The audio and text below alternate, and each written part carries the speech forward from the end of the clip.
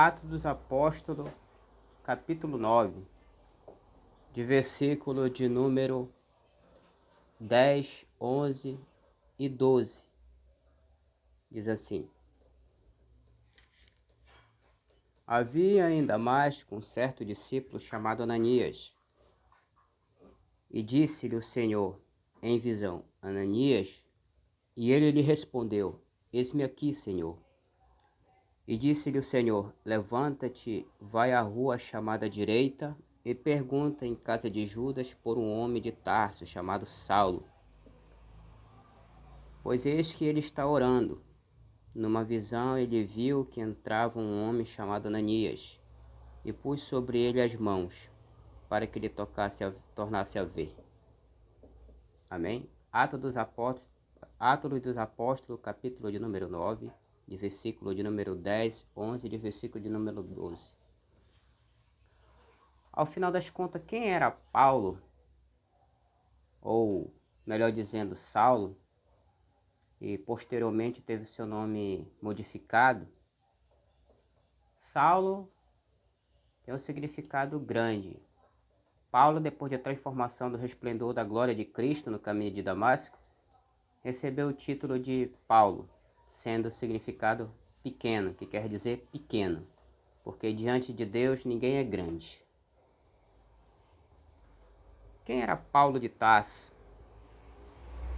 Paulo de Tarso, nada mais, nada menos, era um cidadão romano, cidadão que anteriormente, antes de conhecer Jesus Cristo, antes do resplendor da glória e da graça divina de Jesus Cristo brilhar na vida dele no caminho de Damasco, Paulo era um perseguidor da igreja primitiva. Paulo mandava prender, mandava açoitar e mandava matar. Até mesmo Estevão, homem cheio do Espírito Santo e sabedoria, homem escolhido de Deus, foi apedrejado e posteriormente, mediante a sua morte, a roupa de Estevão teve sua roupa rasgada e jogada aos pés de Saulo, antes da sua conversão. Paulo presenteou o martírio de Estevão, morrendo apedrejado. Paulo mais tarde não sabia que viria a ser um seguidor de Cristo. Como diz do capítulo 9 dos Atos dos Apóstolos, do versículo 19, fala que o perseguidor torna-se perseguido. Paulo mais tarde contraiu para si, cidadania judaica, cidadania romana, um verdadeiro poliglota. Para quem não sabe, poliglota significa pessoas que falam vários idiomas diferentes. Ele era um doutor das leis. Ele era um verdadeiro advogado. Um verdadeiro, como que eu posso dizer, filósofo. Um homem que escreveu 13 livros, 7 epístolas. E ele resolve pedir carta para o sacerdote e sumo sacerdote nas sinagogas, para que ele pudesse entrar na cidade de Damasco e prender os discípulos e seguidores de Cristo que Deus deixou o ide de Jesus para que pregue. Só que no caminho de Damasco ele veio ter uma surpresa que está sujeita a acontecer na vida de qualquer um de nós. A hora e o momento, a glória, a graça de Deus está sujeito a nos impactar. O sobrenatural de Deus, ele vem quando o ser humano menos espera. E quando ele desce sobre a vida do ser humano, a glória do Senhor, o homem não fica de pé. Ninguém aguenta a glória de pé. A graça divina de Deus é incomparável. Não pertence à dimensão terrena. Não pertence a essa terra. Só que quando Paulo entra na cidade de Damasco, antes dele sair de lá, ele foi impactado pela presença do Espírito Santo. Paulo ali mesmo foi batizado com o Espírito Santo. por intermédio de Ananias. Paulo ficou 3 dias e 3 noites cego, sem poder ver e sem comer nada. Os condutores deles que já carregaram ele levaram ele para Damasco. Futuramente, há poucos dias, há poucas horas, mal a mal Paulo sabia o que iria acontecer nas próximas horas com ele. E num dos seus livros, como Filipenses 4,13, Paulo já não está perseguindo mais a igreja de Cristo. Paulo já está determinando, dizendo, tudo posso, ou posso todas as coisas naquele que me fortalece. Paulo agora já está escrevendo em livro de Gálatas, só que ele já não está mais escrevendo, pedindo carta, autoria, carta de alforria para que viesse ter liberdade cristã e muito menos perseguir os cristãos de Damasco, ou os seguidores de Cristo, melhor dizendo. Paulo agora está dizendo, agora no capítulo 6 de carta de Paulo, que ele escreve numa dessas suas cartas, do capítulo 6, do capítulo 6, de versículo 17 de Gálatas, ele já está dizendo assim, desde agora ninguém me inquiete, porque trago no meu corpo as marcas do Senhor Jesus Cristo. Paulo agora já está com uma versão diferente, com uma conversão diferente. Paulo agora já está contagiado por um brilho sobrenatural, um brilho especial, um brilho que não se apaga. Paulo agora já está falando em carta de Paulo aos Romanos, capítulo 8, versículo 35, 36 e 37. Se Deus é por nós, quem será contra nós? Quem nos separará do amor de Cristo? A tribulação, a perseguição, a fome, o perigo, a nudez, a espada. Paulo agora está pregando o evangelho de Cristo que antes perseguia a igreja primitiva de Jesus. E quanto mais ele era perseguido, a minha Bíblia descreve, Paulo falava mais com autoridade, com mais ousadia, com mais competência, com mais argumento, com mais conteúdo na palavra de Jesus Cristo. Porque a partir do momento que ele aceitou Jesus Cristo ali, que ele foi impactado pelo resplendor e pela graça divina de Deus, Paulo não se conteve em pé. Carta de Paulo aos Efésios, ele fala que Deus ele tem poder para fazer tudo. E muito mais além daquilo que nós possamos imaginar ou pensar. Isso significa que Deus não precisa da ajuda humana. Deus não precisa da ajuda humana, física, terrena do ser humano, quando ele quer trabalhar na vida do ser humano. Isso mostra que ele pode transformar a vida de qualquer pessoa em qualquer hora, em qualquer momento. Paulo era um verdadeiro poliglota, um verdadeiro filósofo, um homem estudado, um homem que a maior parte do seu tempo ficou aos pés do Dr. Gamaliel.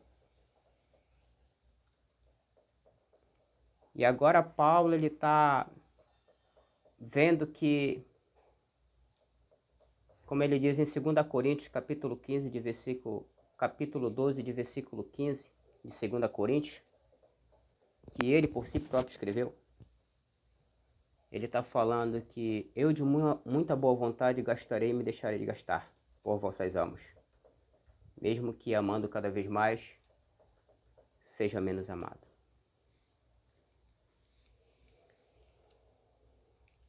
O Evangelho de Cristo, quando ele acerta o alvo, quando ele procura um cidadão, independente da cor, raça, etnia, religião, crença, cultura, não interessa. Deus, ele não faz acepção de pessoas. Como eu já falei no meus áudios anterior, nós somos criatura feita à imagem e semelhança de Deus. O alvo de Jesus ainda nessa terra sou eu e você. Jesus disse que não veio para os sãos, ele veio para os doentes. Porque os sãos não precisam mais, que são essas pessoas que já aceitaram a Cristo, já receberam a luz do Evangelho, conhecem a profecia e que tentam se afirmar todos os dias para não se desviar nem para a direita nem para a esquerda.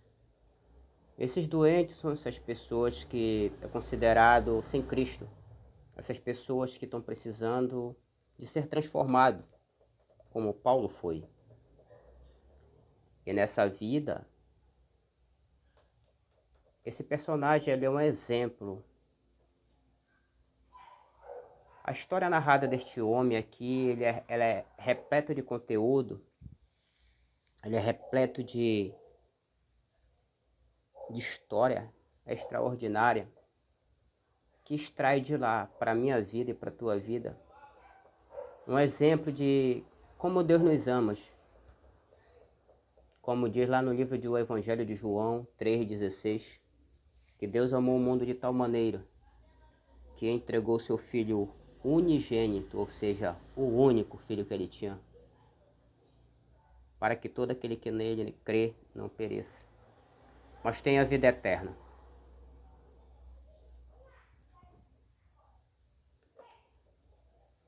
Todos nós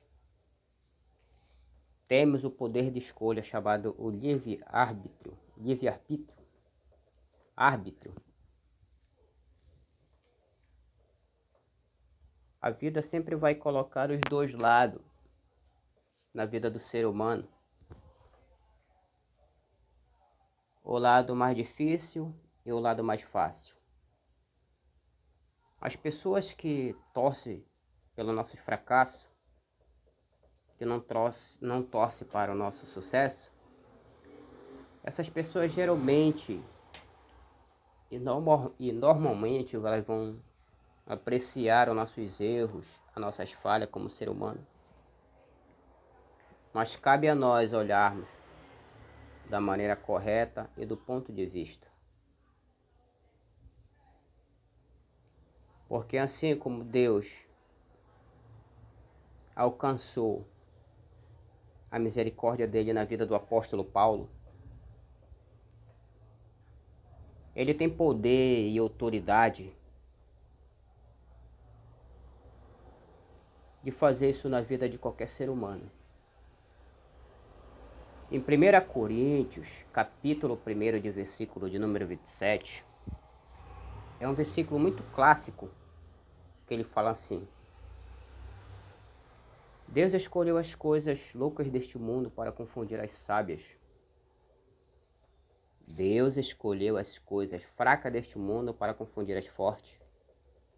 Deus escolheu as coisas vis e desprezíveis desse mundo, as que não são, para aniquilar as que são, para que nenhuma carne se glorie perante ele.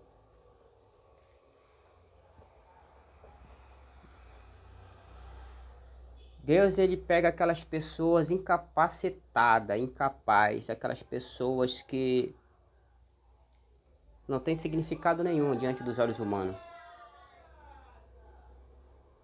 Em 1 Samuel, capítulo de número 16, de versículo de número 7, fala da vida de Davi, do filho de Jessé.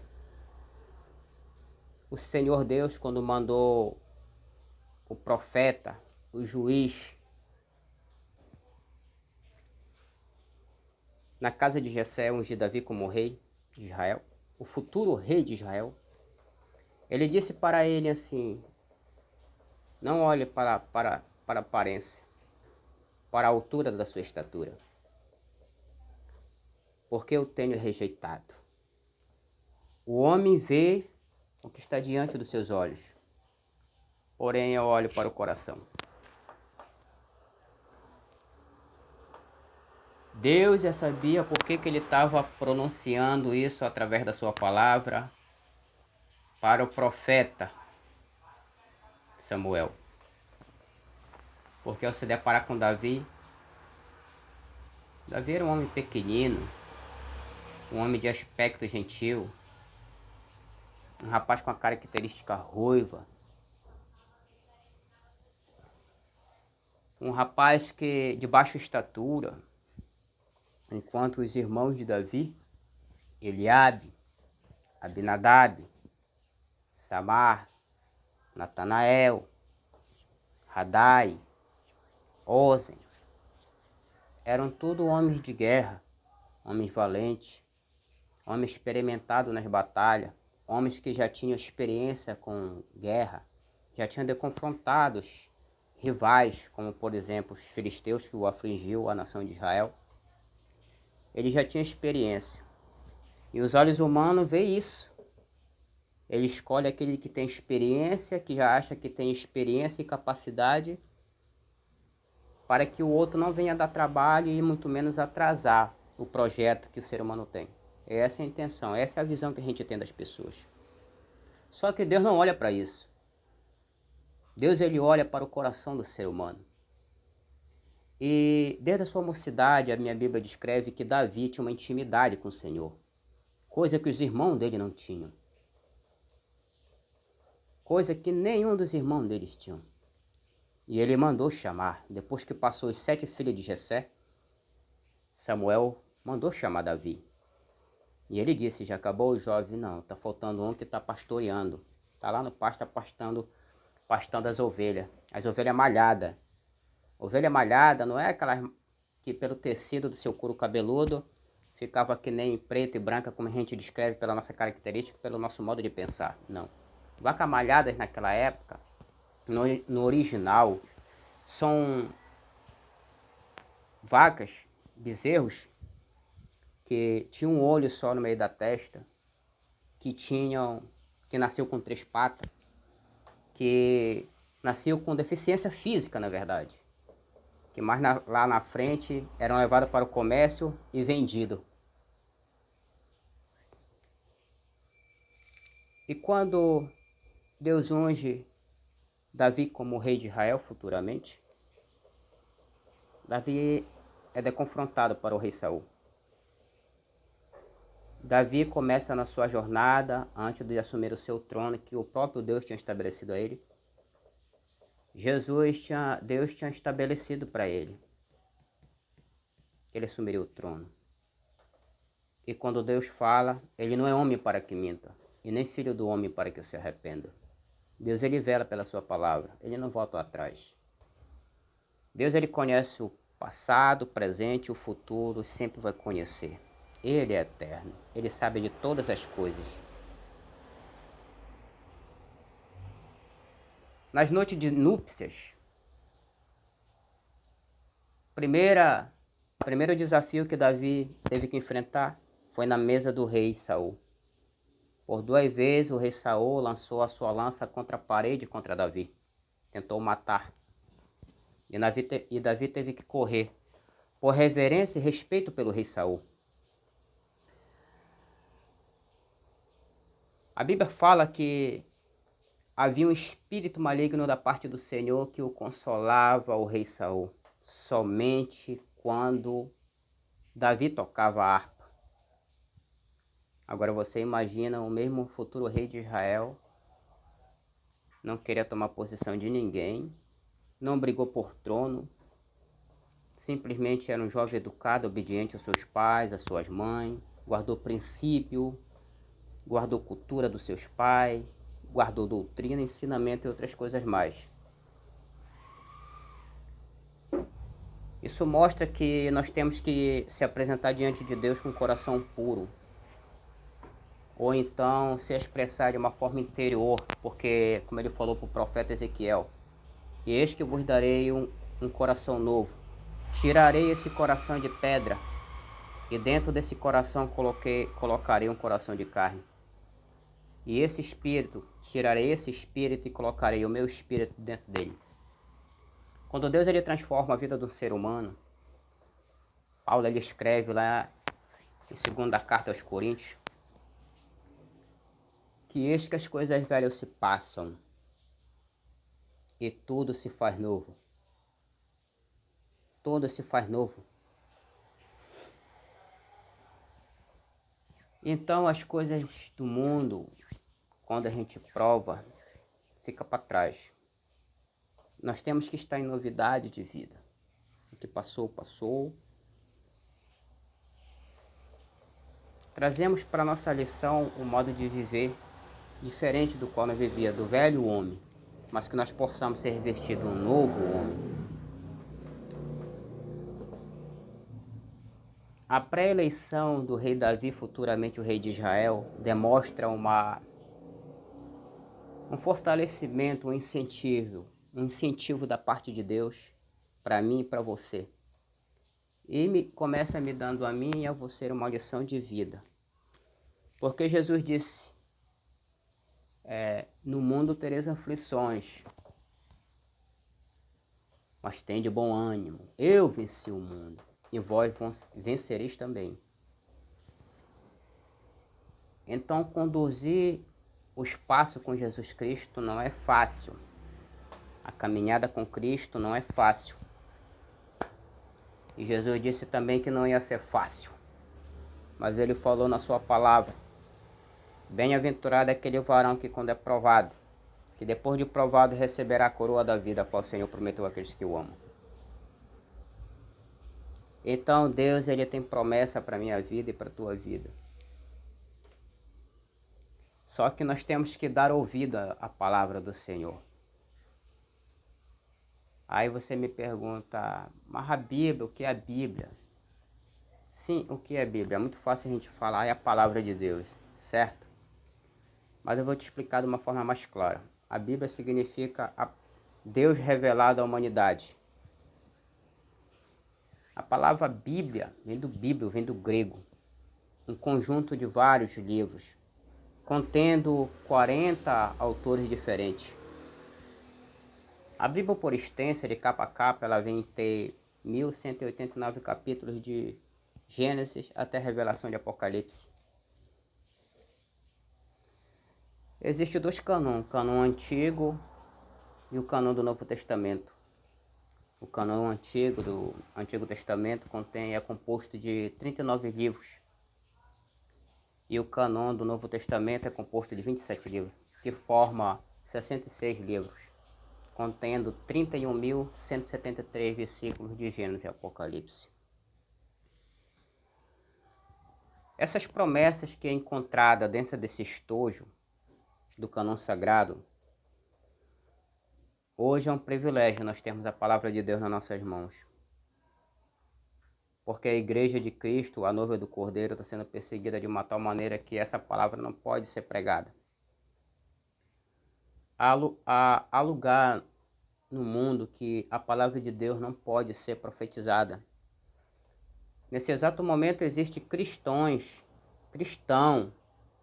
sendo mortos ao fio de espada. Em um momento como esse, existe irmãos nossos que proclamam o Evangelho de Cristo, que estão escondidos dentro de tendas e cabanas e em cavernas, simplesmente para pregar o Evangelho de Cristo. São pessoas que estão sujeitas à morte. Como diz a palavra de Jesus, nós somos entregues à morte como ovelha para o matadouro. Todos os dias fomos reputados como ovelha para o matadouro. Mas em todas essas coisas nós somos mais do que vencedores por aqueles que nos amou. Porque nem a morte, nem a vida, nem a profundidade, nem as alturas poderão nos separar do amor de Deus que está em Cristo Jesus, nosso Senhor. Então Deus, ele nos incentiva, nos traz alegria, ele nos traz palavra de consolo, de orientação, para nós que não possamos desanimar.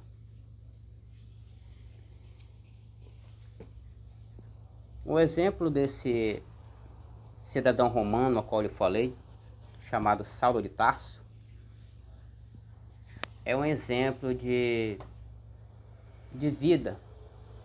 E Jesus Cristo, ele mostra o antes e o depois. E o que ele faz na vida de um ser humano, quando ele faz a pessoa se converter dos seus maus caminhos, dos seus pecados? Ele transforma a vida da pessoa, ele faz uma nova criatura. As coisas velhas se passam, tudo se faz novo. Há uma nova identidade, há um novo título, a um novo rumo. No Antigo Testamento, o povo de Israel,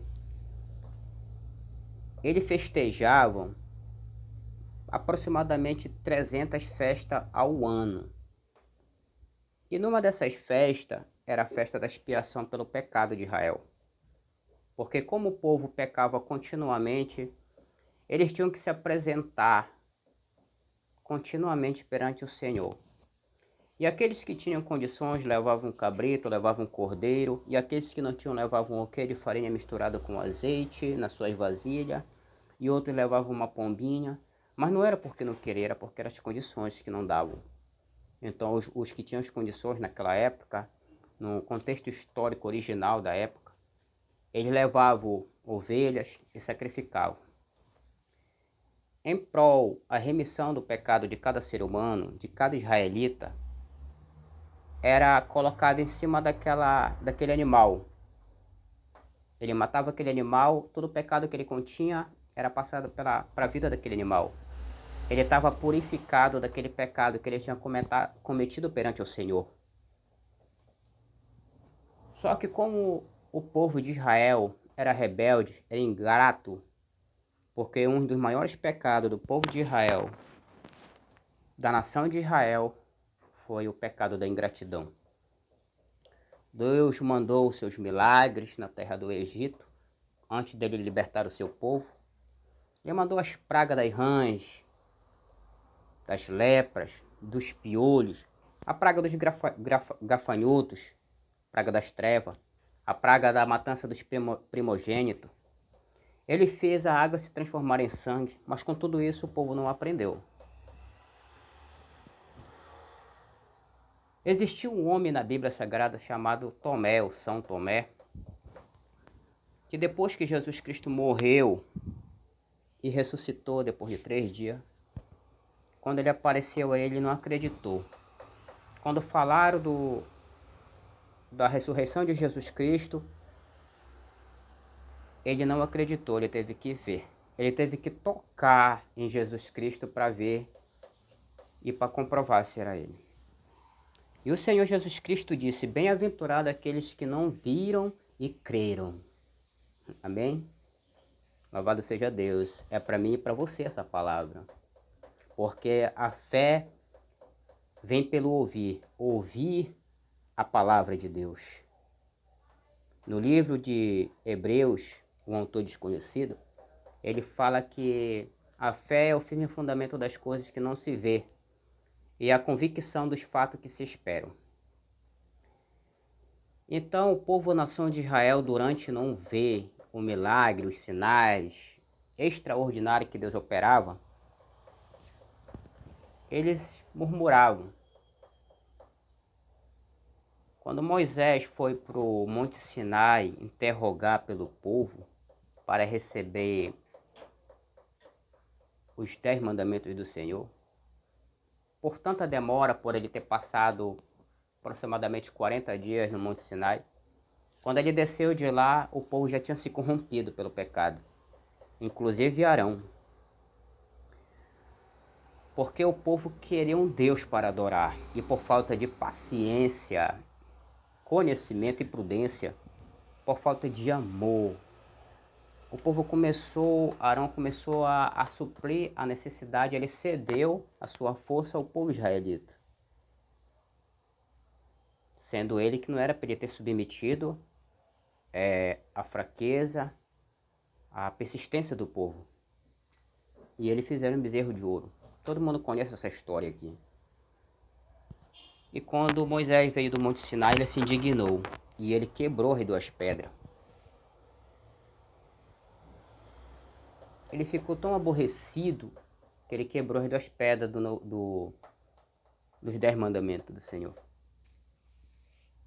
Porque o povo tinha se corrompido. O que eu quero dizer com essa palavra aqui? Que Deus ele estabeleceu princípios que não podem ser quebrados, e nem mudado, e nem transformado, e muito menos acrescentado e deturpado, como nós vimos hoje em dia. O Senhor disse que daquele que tirar alguma coisa, que acrescentar algum tio dessa palavra, o seu nome será riscado deste livro.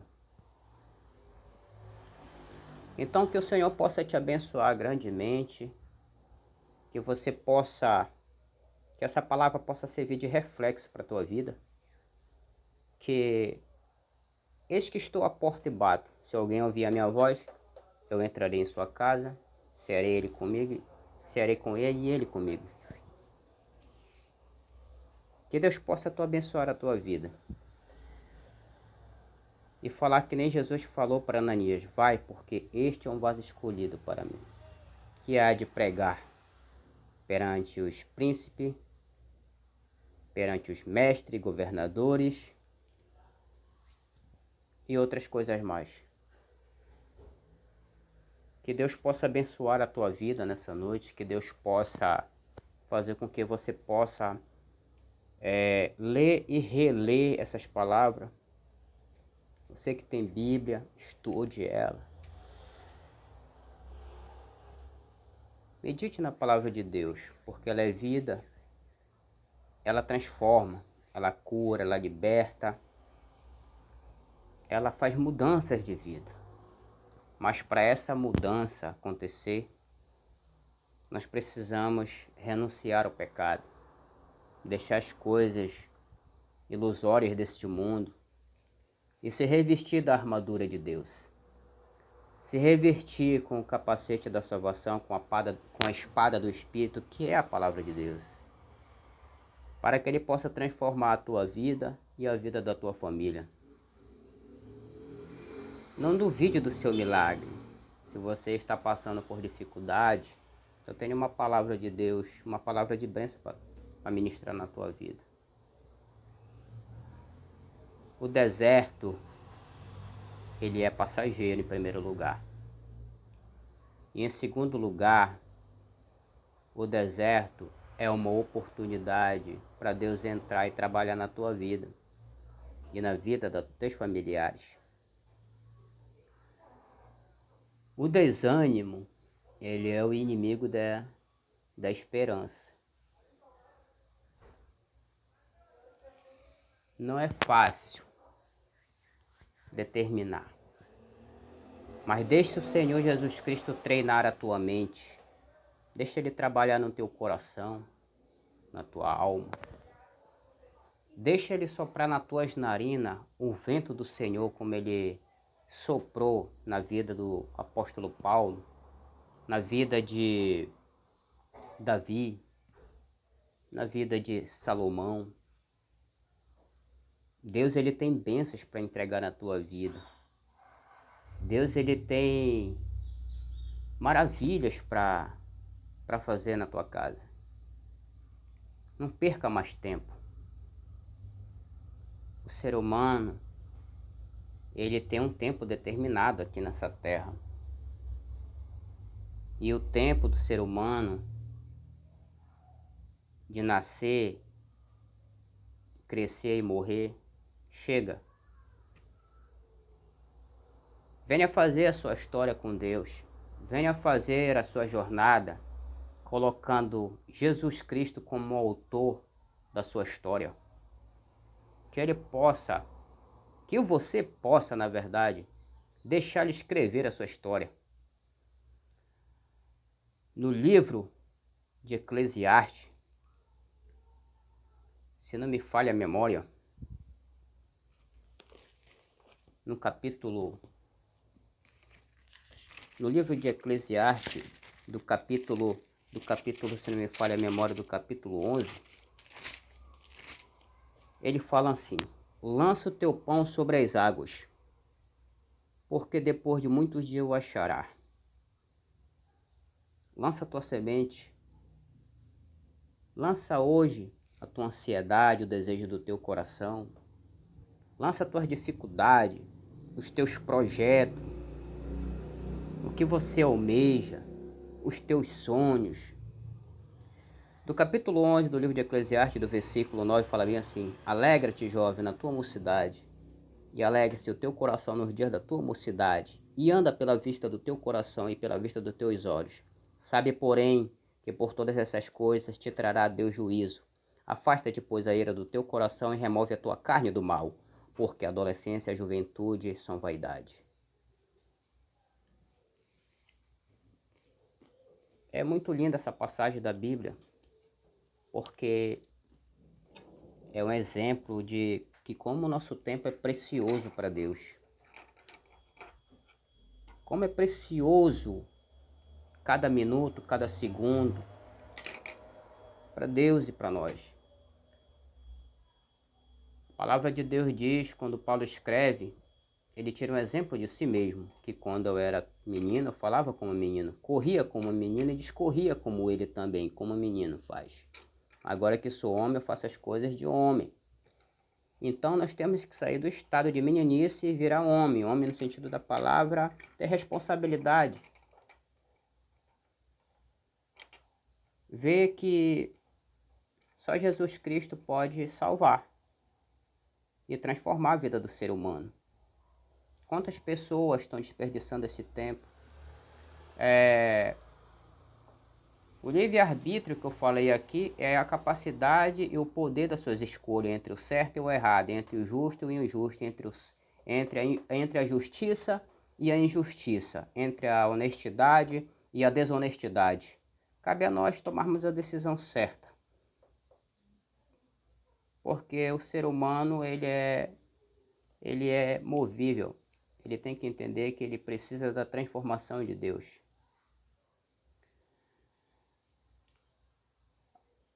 A festa do cacau começou dia 10, vai terminar agora de hoje para amanhã. Num período de 4 dias de festejo. Permita-me falar uma realidade. Eu não posso deixar encoberto isso. Nesse período, quantas e quantas pessoas não podem ser ceifadas pela mão de Satanás? Quantas e quantas jovens, adolescentes, com boa aparência, com aspecto gentil, de boa aparência, que tem uma boa qualificação, que tem um bom conhecimento, que tem uma boa aprendizagem, não vão ser infectados como que eu posso te dizer, por doença sexualmente transmissível, como por exemplo o vírus do HIV, o vírus da AIDS e outras coisas mais, colocando a vida de si próprio em risco. A palavra de Deus diz e nos alerta e nos orienta que tudo que o homem semeia, ele colherá. Então, muitas das vezes, nós passamos por dificuldade lá no futuro por consequência das nossas escolhas. E antes que esses dias malignos, esses dias tempestuosos, esses dias fadídicos, tétrico, esses dias malvado, esse dia ruim chegue na tua vida, eu estou te alertando hoje como mensageiro de Deus, como profeta de Deus na terra, como um homem feito da mesma matéria que você, eu e você somos feitos, que Deus colocou para abrir a tua mente, a tua visão, o corpo da tua alma, para que você venha para a luz do Evangelho, para que a luz do Evangelho venha refletir na tua vida. Como ele falou aqui na palavra dele, de 2 Coríntios capítulo 4, versículo 4, os quais os teus deste século cegou o entendimento dos incrédulos, para que a luz do Evangelho de Cristo não resplandeça na vida deles, sendo eles a imagem e a semelhança de Deus. Você é a imagem e semelhança do Deus Todo-Poderoso que Ele fez. Satanás é este Deus que a gente estamos falando, que eu estou falando aqui. Nós não entendemos, mas para a gente entender, a gente precisa deixar Jesus trabalhar na nossa vida. No livro de Ezequiel, capítulo 2, ele fala assim: filho do homem, põe-te em pé e falarei contigo. Talvez a tua alma esteja aprisionada os teus pensamentos, o teu coração. Talvez os teus pés estejam até amarrados com as tuas mãos. Mas a tua alma, nesse momento, pode estar em sintonia com você mesmo, com o teu intelecto, com a tua mente, para que possa se lembrar de que você necessita da luz do Evangelho. No livro do profeta messiânico, capítulo de número 45, versículo de número 2, 3 e 4, ele fala assim: eu irei diante de ti, endireitarei os caminhos tortos, quebrarei as portas de bronze, despedaçarei os ferrolhos de ferro, para que saiba que eu sou o Senhor, o Deus de Israel, que te chama pelo teu nome. E para finalizar, no livro de Evangelho de Mateus, capítulo 7, versículo 24, ele fala os dois alicerces. Aquele, pois, que ouve estas minhas palavras e não as pratica, compará-lo-ei ao homem insensato, ou seja, o homem louco, o homem astuto, que edificou sua casa sobre a areia do mar. E logo desceu a chuva, encheu os rios, e bateu o vento contra aquela casa, e caiu aquela casa, e grande foi a sua queda. Porque estava alicerçada na areia do mar. Ao contrário dessa palavra, ele fala que bem-aventurado é aquele, pois, que ouve estas minhas palavras e as praticam. Há uma diferença. Compará-lo-ei ao homem prudente, que edificou sua casa onde? Sobre a rocha, e desceu a chuva, encheram os rios, e veio o vento forte contra aquela casa e não caiu, porque estava edificada na rocha. A rocha aqui é Jesus Cristo de Nazaré. Ele acalma a tempestade. Ele acalma a tempestade. Talvez você esteja passando por uma tempestade na sua vida que você não sabe resolver. As pessoas muito menos vão resolver. Você falando para as pessoas muito menos vão resolver, só vai aumentar o seu problema. Mas se você hoje tomar uma decisão de aceitar Jesus Cristo como o único, suficiente Salvador da sua vida, Ele vai começar a te limpar e te purificar e te transformar e te fazer uma nova criatura. E eis que as coisas velhas vão se passar na tua vida, eu tenho certeza disso. E tudo se fará novo. Amém? E o teu nome será escrito no livro da vida. Um abraço, fica com Deus. Jesus te ama.